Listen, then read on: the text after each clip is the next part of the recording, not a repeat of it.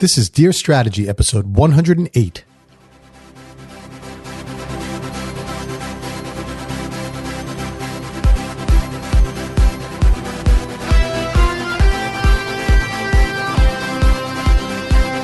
Welcome to another episode of Dear Strategy, where we answer all of your questions about product and business strategy. Real questions from real people in real companies, just like yours. Welcome back, strategy creators, to a very special episode of Dear Strategy. As most of you may have guessed, I do not typically record each episode the day that I release it, right? Usually what I do in my workflow is I have a number of episodes that I record at one time, usually 3 or 4 episodes at a time, and then I release them over a series of weeks and even months in some cases, because most of what I talk about is not necessarily timely. It doesn't have to be talked about that exact day. It applies to any time frame. So, that works for my workflow and generally allows me to keep these things going on a pretty regularly scheduled basis. However, because of everything that's going on in the world today, all with this coronavirus and the pandemic happening, I thought it was appropriate to actually interrupt our regularly scheduled broadcasting. I had another episode on deck for today, but I said, I'm going to push that off a couple of weeks and record this one, which I am recording actually the day I'm releasing it. This is Monday, March 30th in 2020. And I wanted to, do that because obviously there's a lot of us that are dealing with this brand new reality that we're facing called COVID-19 or coronavirus or whatever you want to say it is. And it's this pandemic that we're all in the middle of, and we're all affected by it all around the world, particularly here in the United States at this very moment. So I'm not only located in the United States, I'm actually located in the northeastern part of the United States, right outside of New York City, in Connecticut, Fairfield County, Connecticut. So, I'm definitely in the heart, what we would say in the heart of this, or the epicenter in the United States, whatever it is, if that even exists, I'm not sure, but it's definitely big topic here. And it's obviously shutting down a lot of business, right? I mean, it's causing a lot of anxiety, a lot of financial crisis, in addition to the health crisis, which of course is the most important. But the side effect to those people that are still healthy is that the business is really, really falling and failing in many cases. And this is something that needs to be addressed. It needs to be talked about. So what I wanted to do is kind of break in here and say, hey, let's talk about this on this episode. And I wanted to share some thoughts I have on this related to strategic planning and what I do for a living. I also wanted to share what's happening in my own business and what I'm doing. And I don't know if that's going to be helpful or not, but I think it's something that's appropriate. And so I wanted to do that in this episode today. So the topic, of course, is, how do we deal with a crisis situation? And again, I want to reiterate that when I'm talking about a crisis situation, a lot of people talk about a crisis. They think about, something personal that's happened to them, some health problem or some sickness or some disease or some loss. And those are obviously all examples of a crisis, all examples of a crisis that a pandemic like COVID-19 will cause in some cases. But that is not actually the type of crisis that I'm going to be talking about here on this show. What I'm going to be talking about is kind of the crisis that's secondary to that, which is the financial crisis, the economic crisis, the things that affect our businesses, which can be very, very devastating as well. And I don't think we're focused on that quite yet, probably because it's not the appropriate time to focus on that quite yet, but it is definitely something that needs to be thought about and addressed. So we're all in the middle of this thing right now. And we know that obviously there's going to be a toll on human health. We know this. And that's going to be horrible.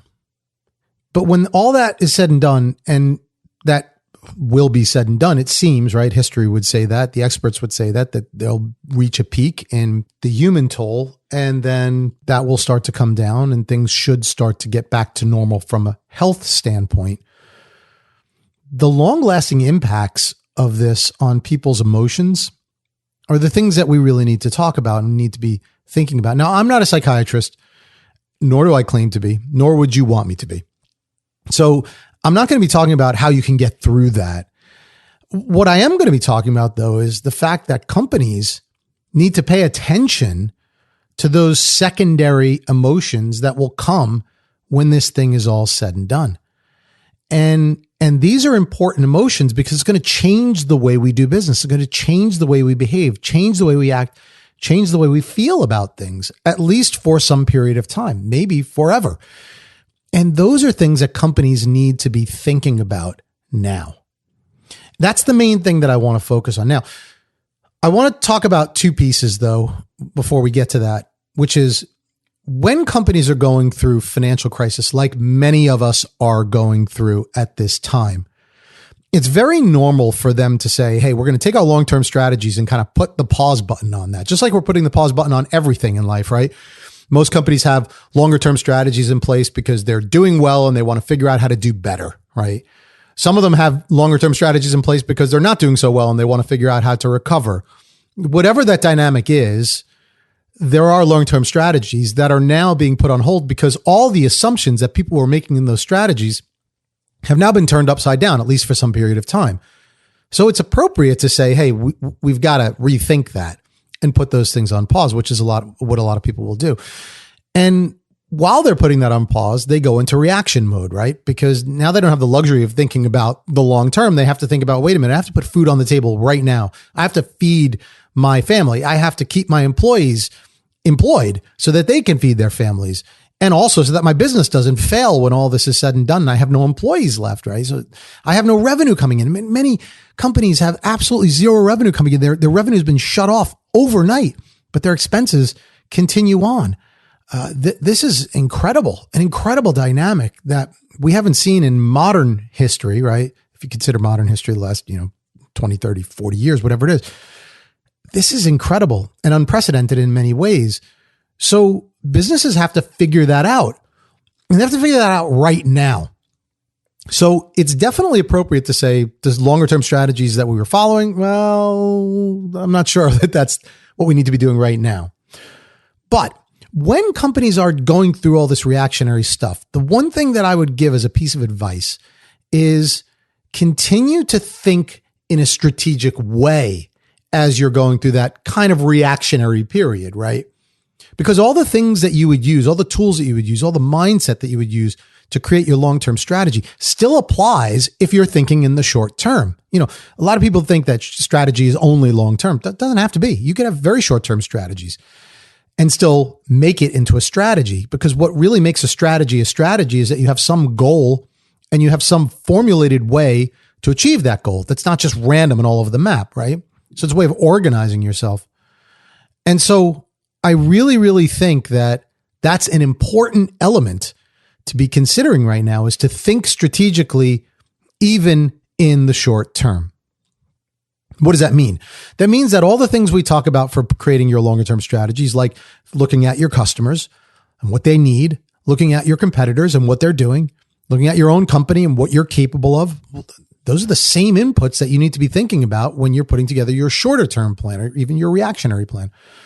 Then you put together your goals, you put together your actions that are going to allow you to achieve your goals based on all the things that you analyze. And then you think about how you're going to execute on those actions, right? And how are you going to implement those actions? And all of that forms a plan. In this case, you're just taking that plan and you're translating it into a shorter time period. So anybody who's trying to get through this COVID crisis, and it is a crisis for many companies, do it by putting together a short-term strategy. Do it by using all the same tools that we talk about on this show and all the same thought processes that we talk on this show. Because if you don't do that, here's what's going to happen. You're just going to be taking these reactionary actions that have no rhyme or reason to them, right? They're just going to be, well, this happened, so I got to react. And this happened, and I got to react. And sometimes what you're going to do is you're going to see people on LinkedIn. LinkedIn can be your friend. It could also be really, really painful if you're not using it properly. But a lot of times you go on LinkedIn and you see what all these other people are doing. They're getting out there, they're putting their videos out there, they're doing whatever else. And they're like, I have to do that too. So I do it. And then another person does it, another person does it, another person does it. Before you know it, the market is flooded with 7 million of the same video, right? From people that really don't know what they're trying to say, that the video has nothing to do with their business. It's not going to help their business now. It's not going to help their business in the future, but they feel like they have to do something and they saw somebody else do it. So then they're going to do it too. It's the worst thing you could do, right? These are just reactions with no strategy attached to them. Instead, what you could be doing is really analyzing your situation. What's going on here? What are my customers really looking for? What do they need? Ask them. What do they need during this time, right? Then think about your competitors. What are my competitors doing? What are they capable of doing? Where are their strengths and weaknesses during this time? How could I either take advantage of that? Maybe I could partner with some of them, right? Maybe I can think about doing business differently. Or, how can that create opportunities for you because you have a capability that your competitor doesn't that's uniquely suited to this situation? Those are all appropriate things to think about. And then, of course, your external trends, the same type of thing that we always talk about with strategy, like what's happening in the world today, what's likely to happen. Follow what is happening as far as closures and, quarantines and, look at the trends, look at what other countries have gone through and see if you could predict what's going to happen here based on that and see if you can develop some service or product or whatever that can help in that situation. And by the way, that doesn't always have to be for profit, right? Maybe your strategy is to say, you know what, I'm going to divert my energy into helping the community at this point. It's one of the things that I've been working on a little bit, right? And maybe not even because it's going to help my business, because that's what I want to do right now. That's what I need to do right now, but it still needs to be strategic. And that's the kind of thing that you want to think about. So don't take the strategy, toolkit or toolbook and put it aside for the next 6 months. Instead, utilize it, right? Utilize it for your short-term plan. And by the way, all those tools that I talk about, they're available to you, right? I mean, if you go out to strategygeneration.com, there's all kinds of things that are available to you. There's of course this entire set of blogs and questions and podcasts and everything, which is at dearstrategy.net. Hopefully you guys are taking advantage of that already. But if you go to strategygeneration.com and you go through some of the course offerings and things like that we have towards the bottom of each of those pages, there's a whole bunch of different links that link you to, downloads of free frameworks and things of that nature. You could always reach out to me and ask for help, advice, and I'll provide you with some tools and things like that you could utilize as well. The point of the matter is that these things are available to you. They're there and they're not to be ignored at this stage in time. So that's kind of part one. That's the short-term piece. But there's another piece that I alluded to in the beginning of the program that I really think companies need to be paying more attention to in this time of crisis. And that is the longer-term plan. It's really easy to think about the long term when the short term is going well, right? We kind of have the luxury to do that. We can take time out of our days and we take that time to plan and say, we want to think about the long term. And that's basically what my company's all about, right? That's what we do. That's what we teach. But the fact of the matter is, the best times to put together your long-term plan is when things aren't going so well, right? Because that's when you can have the biggest impact. And especially the best time to do the long-term plan is when things aren't going so well for everybody. Why? Because very few people are actually thinking about that. So if you can be one of those people that think about the long term when no one else is thinking about it, you're going to be ahead of the game when the world starts to turn the other way. And it will turn the other way. So this is a great time not only to use these strategic planning tools to think about your short-term business and your short-term plan, but also to apply those same tools to the long-term plan. Now, if you've been following along at home for the last couple of years, right, you have a long-term plan that you're following. Well, all you have to do now is revisit that and refresh it based on whatever you think this short-term crisis is going to do to that long-term plan. And we'll talk about that in a second. If you don't have a long-term plan, what better time to put one together? Again, same exact tools that we've been talking about, same exact tools that I just mentioned, so I won't mention them again, but applying it to something a little bit longer term. Now, here's where the trick comes in and why it's so important to do that right now is that when the world goes into these types of crises, the world will change. There's no doubt that the world will change. Just a couple of quick examples that apply to my business, right? Before this whole thing, there was still some hesitance on the part of companies and employees and so forth to use some of these long distance tools that have now become the norm almost overnight. Virtual training and video conferencing and things like, WebEx and GoToMeeting and Zoom is a big popular one right now. It's the one that I happen to use. But at the end of the day, these are tools that people used, but in the corporate world, people were famous for like never showing their video, right? They had their video turned off. They only used the phone conferencing because it's just kind of the way that people were. But now I've been doing more of these obviously myself and encouraging people, no, turn on the video. We all need to see each other. It's really important that we are visual at this point in time. And so people are now starting to take the shades off their cameras, right? And they're starting to show their faces and use these tools the way that they were intended to be used. And now this is kind of the way that people are getting used to things. Well, that's a trend that's going to stay, right? That's a trend that's going to stay. Another one that's interesting is, this is a little bit more kind of on the surface, but handshaking. You got to, like, I never liked shaking hands. I like shaking hands from the standpoint of being polite and being appropriate and whatever else, in whatever customs that you have. But I never liked the action of it. It's kind of gross, right? At the end of the day, it's like really gross. And you don't just, shake someone's hand and wash your hands right after. That's rude. So like, that's not a great tradition. And now we've become much more intensely focused on the transmission of viruses, germs, and things like that, and say, okay, handshaking is probably not a great idea. I bet that's something that's going to last way past the coronavirus, is people will now have a different way of greeting one another, right? Other things like training that I delivered, I'd say 95% of it was in person, right? Maybe 90%, whatever it was, but a high percentage was in person. That's the way we like to learn, right? In classroom environment, and companies would spend literally tens of thousands of dollars flying people into one central location so they could have, standard classroom style training. And now we're learning to do things differently, right? So we're doing virtual training, and not only are companies getting used to doing virtual training, but trainers are getting used to doing virtual training. So let's face it, the virtual training that many of us were delivering before were highly inadequate. That's why companies didn't want to use it, right? It's not because they were, averse to technology. It's because we weren't delivering good virtual trainings, right? We were kind of just taking our standard training courses and delivering them through video conference, and everybody on the other side of the camera was asleep. And by the way, that wasn't just corporate trainers. I think corporate trainers were doing better jobs at that. But also the schools, universities, and so forth. You see some of the ways that they were doing online training was horrible. And now we're getting better at that and getting more used to it. Well, these are just some examples of the way that the world is absolutely going to change. And there's many, many other examples. But I think the point is, you have to be thinking about these things. If you're sitting in your, living room or bedroom or home office right now saying, after 2 months, everything's going to turn back exactly the way it was, you're going to miss out on real opportunities.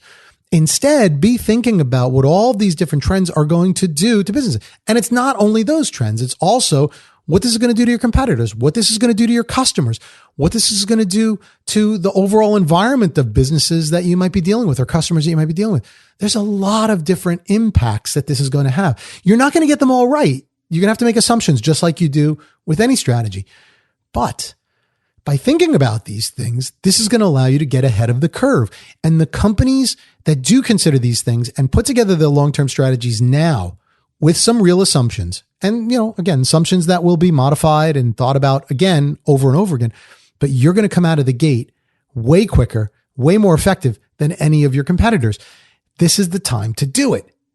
So we're talking about a lot of negative things with this crisis that's going on right now. And I understand it and I see it, and I see myself getting sucked into it too, right? It's very tempting to go on Facebook and LinkedIn and Yahoo and, Fox News or CNN or whatever your affiliation is. I don't know. But at the end of the day, you go into any of these outlets, and of course, there's a lot of sensationalism happening. There's a lot of reporting happening. Some of it's factual, some of it's not. All of it's scary, right?